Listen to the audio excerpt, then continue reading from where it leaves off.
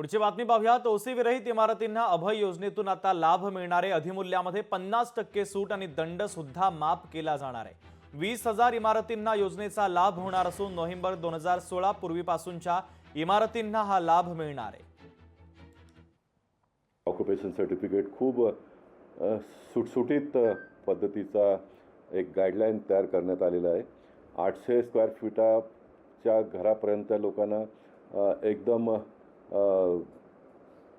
Relief देण्यात आलेलं आहे। जे 100% दंड पहिला आकारले जात होते ते आता 6 महिने काही दंड आकारला जाणार नाही।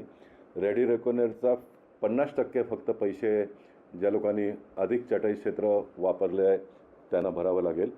म्हणजे खूप मोठा लाभ मुंबई शहरातल्या लोकांनाही होणार आहे आणि मुंबई महानगरपालिकेच्या तिजोरीत देखील मोठ्या प्रमाणात पैसा येणाऱ्या काळात येऊ शकतो। अशा प्रकारची ही अभय योजना आहे।